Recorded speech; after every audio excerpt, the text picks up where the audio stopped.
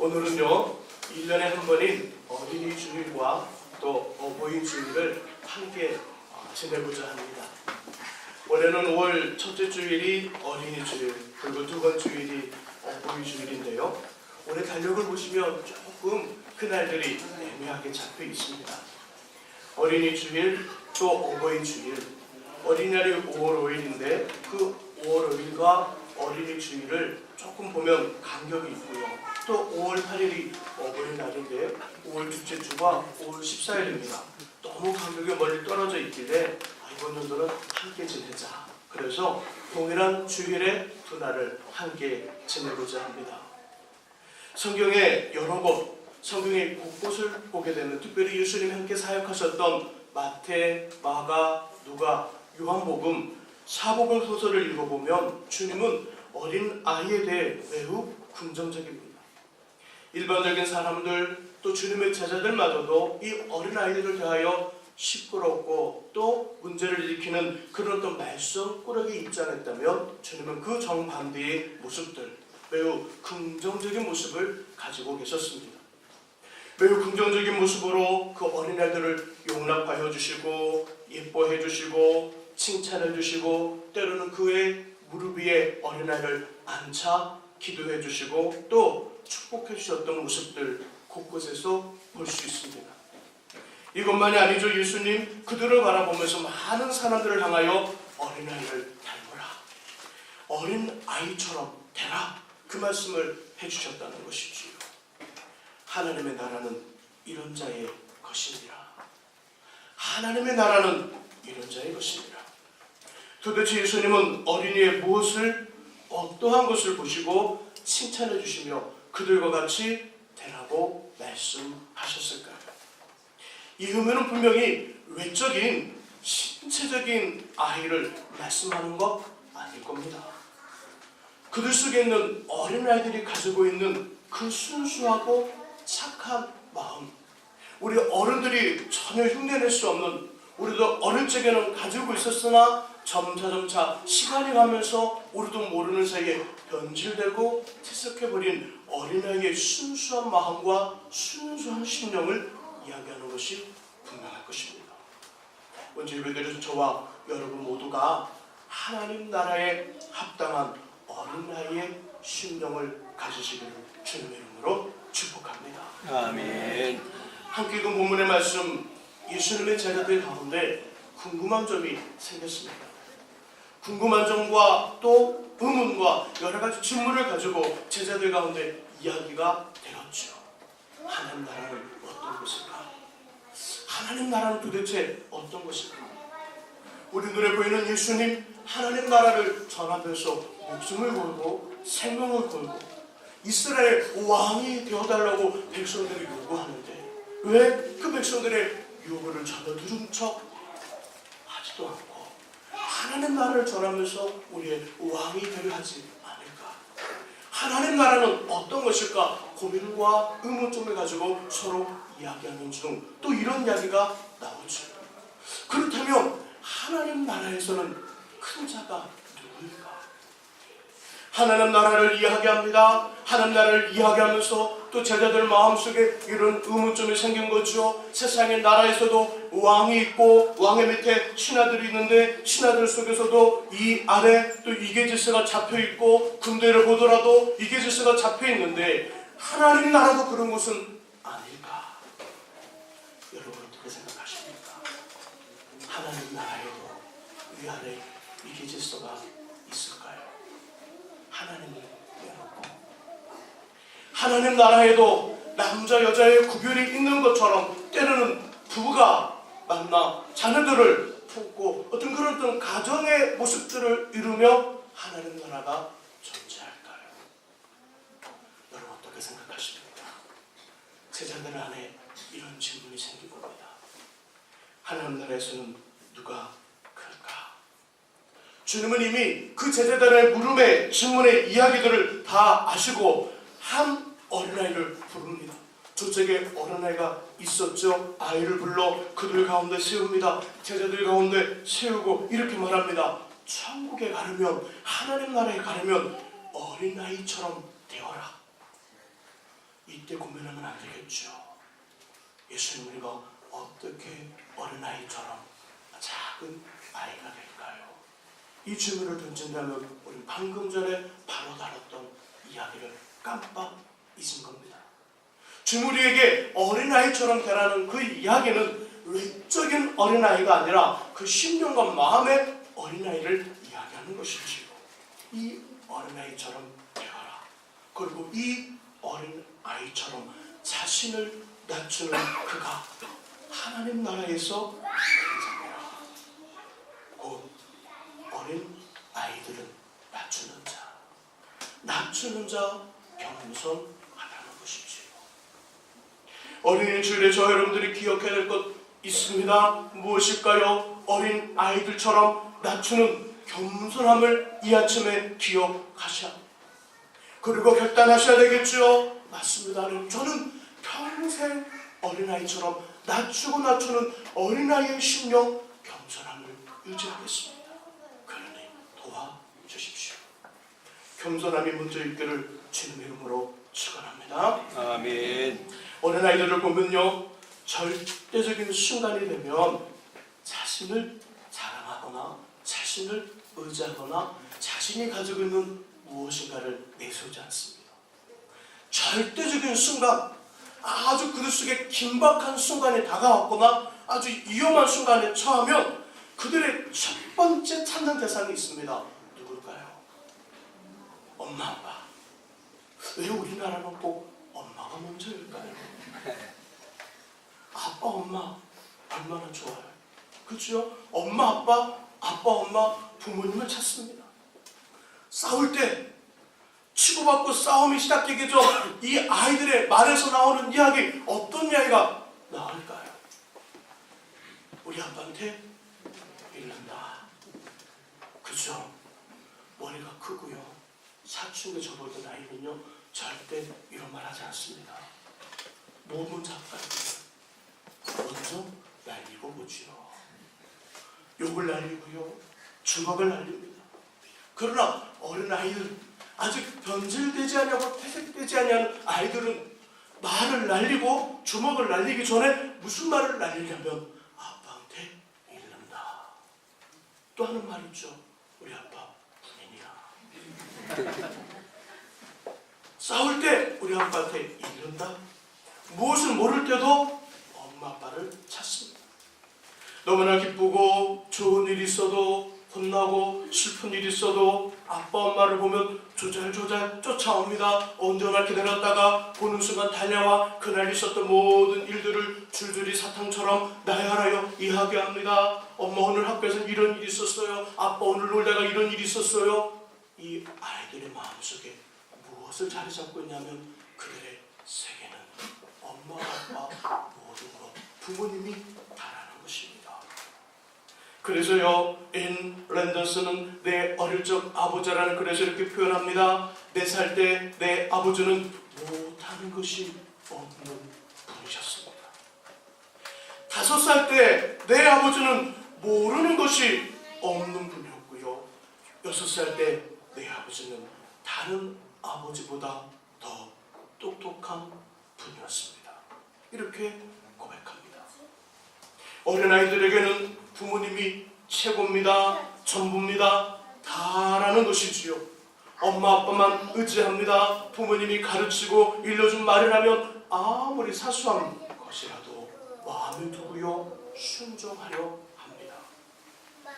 이 모습이 우리 아이들 속에 점차 사라지고 없어지면 이 아이는 어린아이가 아니구나, 이렇게 생각하시면 됩니다. 이 아이는 어린아이가 아니라 이제는 성인이구나. 그때는 조금 그 아이를 다르게 대해주셔야 됩니다. 좀 더 인격과 인격으로 대해주셔야 된다는 것이지요. 어린아이들 속에 있는 겸손이 이런 것입니다. 우리들의 생각과 계획, 행동 이전에 아이들이 자신의 부모님만을 의지하듯이 하나님만 전적으로 의지하는 것입니다. 그것이 자기를 낮추는 어린아이의 겸손이지요. 진정한 겸손, 이런 것이지요. 목사님, 저는 못해요, 안 돼요, 할 수 없어요. 중요한 부탁을 받고서도 저는 못해요. 무작정 뺍니다. 이건 겸손이 아닙니다. 겸손이 이것이지요. 그런 부탁을 받았을 때 하나님만을 의지하고 바라보며 그 일 앞에 서 하는 것입니다. 때로요, 누군가가 나에게 부탁을 합니다. 교회 안에서, 특별히 교회 안에서 때로는 목회자가 일반 우리 또 성도님들에게 부탁을 합니다. 집사님, 권사님, 장로님, 우리 성도들에게 무엇인가를 부탁할 때는요, 특별히 목회자는 많은 기도를 하고요, 고민을 합니다.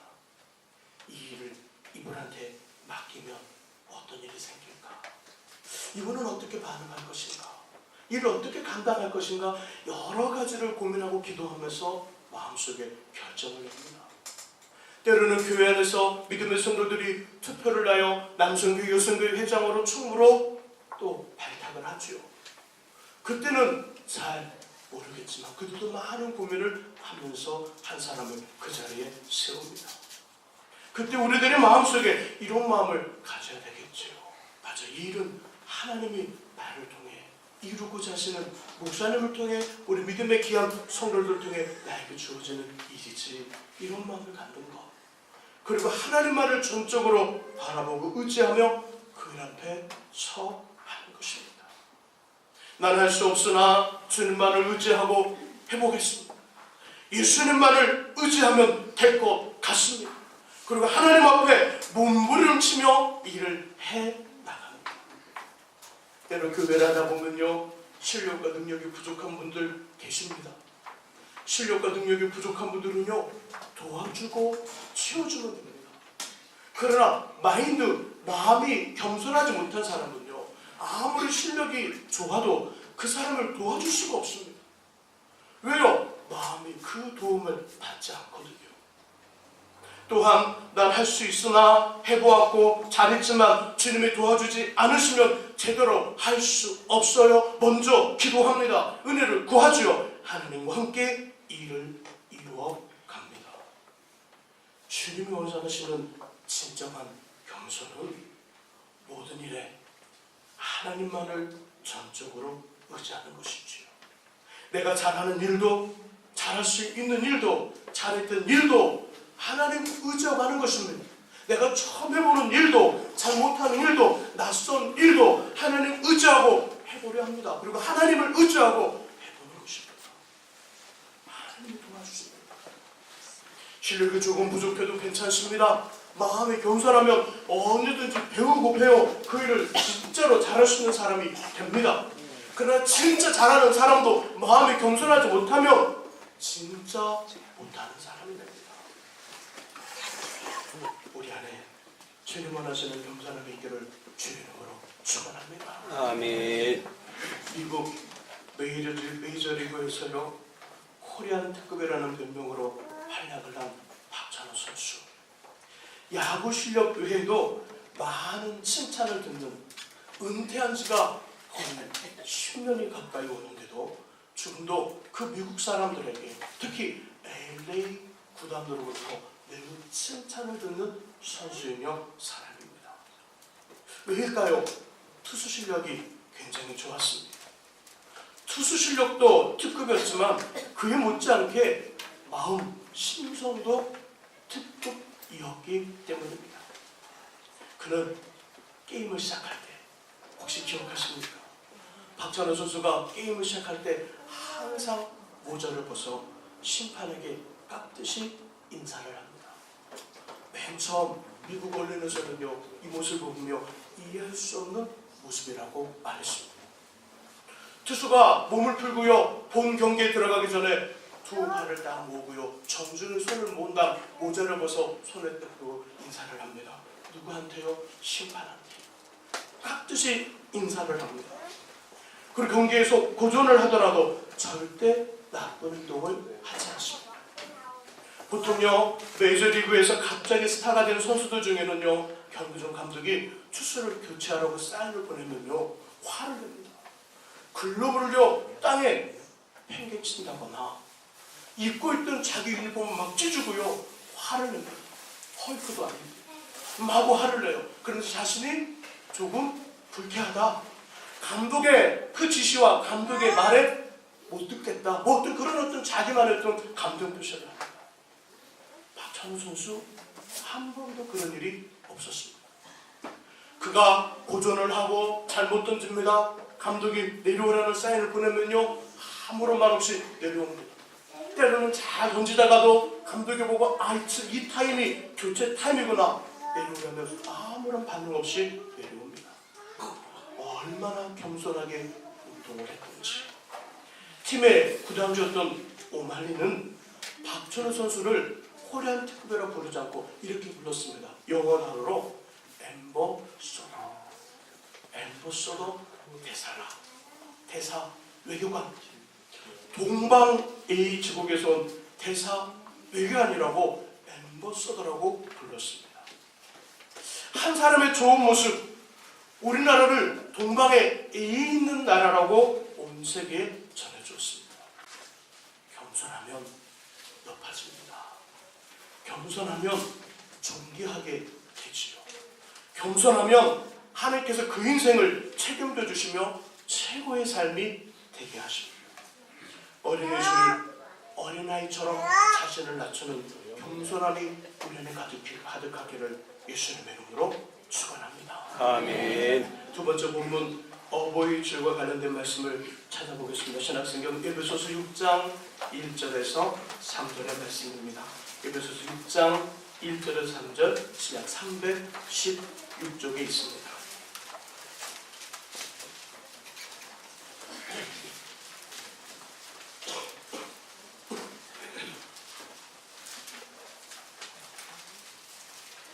에베소서 6장 1절에서 3절의 말씀 우리 신약 316쪽에 있습니다. 함께 읽습니다. 자녀들아 주 안에서 너희 부모에게 순종하라. 이것이 옳으니라. 내 아버지와 어머니를 공경하라. 이것은 약속이 있는 첫 계명이니 이로써 내가 자녀되고 땅에서 장수하리라. 아멘.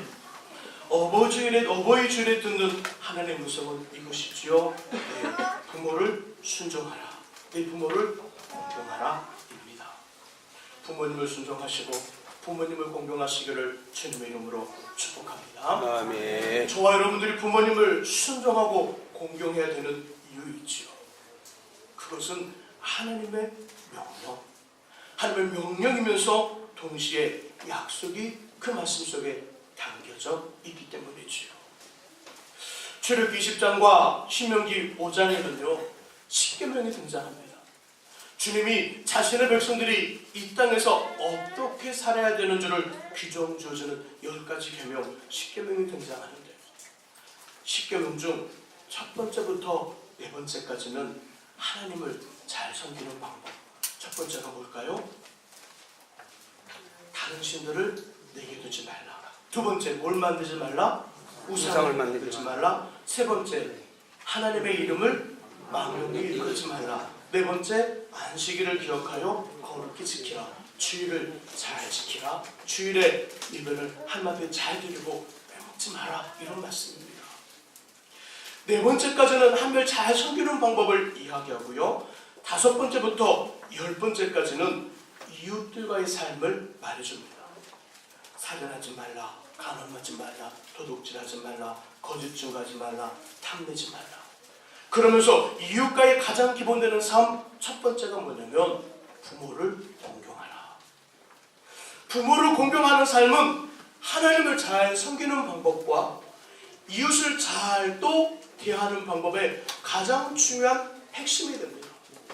이것을 굳이 십자가의 모습으로 만든다면 수익적인 관계가 1번에서 네 번째 관계, 하나님을 잘 섬기는 방법이라면 다섯 번째에서 10번째, 특별히 여섯 번째, 10번째까지는 이웃들과 잘 살아가는 방법, 그것을 수평적인 모습으로 본다면 가장 핵심, 중심이 되는 그 초점이 있는데 그 초점이 다섯 번째 계명, 내 부모를 공경하라입니다.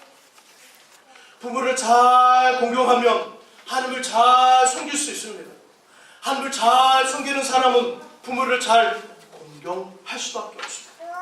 부모를 잘 공경하는 사람은 이웃들과 무난히 잘 살아갑니다.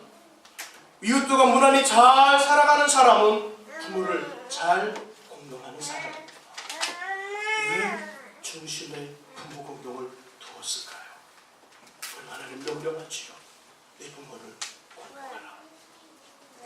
눈에 보이지 아니하는 하나님을 아버지로 모시고 잘 섬기는 사람은 눈에 보이는 부모님을 잘 섬길 수밖에 없고, 눈에 보이는 하나님을 눈에 보이는 부모님을 잘 공경하면 눈에 보이지 않는 하나님을 잘 섬길 수 있는 여러 마음과 여러 일들이 더 많이 가능해진다는 것입니다. 부모를 잘 공경하면 내 가까이 있는 이웃들, 가장 가까이 있는 내 아내와 남편과 내 자녀들, 그리고 이웃들에 대하여 함부로 할 수가 없습니다. 함부로 하지 않으니 살인도, 간음도, 도둑질도, 거짓 증거도 탐내지 않을 수 있는 것이지요. 그렇게 부모 공경이 가장 중심에 핵심에 놓여 있다는 것이지요. 부모 공경은요, 명령입니다. 명령, 제한이 아니에요. 명령입니다. 명령의 특징이 있습니다. 명령의 특징은 하고 안 하고의 선택권이 듣는 사람에게 있지 않습니다. 듣는 사람에게 요구되고 필요한 것은 하나죠. 단순합니다. 말한 대로, 명령받은 대로 행하면 됩니다. 이유도 없습니다. 왜 그렇게 해야 되죠? 물을 권한도 없습니다. 명령 앞에서는 그들 행하는 순종밖에 없는 것이지요. 하나님께서 부모 공경을 제한하는 명령으로 주신 이유, 여기는 몇 가지 이유가 있죠. 첫 번째는 부모님을 공경하는 것이 선택의 권한이 없는 명령으로 줄 만큼 중요하고 당연합니다. 매우 중요한 사실이지요. 그리고 일이 생각보다 쉽지 않으며 그렇게 하는 사람이 많지 않음을 이야기합니다. 두 번째 의미는 명령이니까 그 명령을 지키면 반드시 보상, 상이, 약속이 담겨져 있습니다. 그 약속, 보상상이 본문 2절과 3절이죠. 우리 본문 2절과 3절을 함께 읽으시겠습니다. 읽으시면서 약속과 보상의 상이 무엇인지를 한번 찾아보시기 바랍니다. 에베소 6장 2절과 3절의 말씀 읽습니다. 내 아버지와 어머니를 공경하라. 이것은 약속이 있는 첫 계명이니 이로써 내가 자기고 땅에서 장수하리라. 아멘.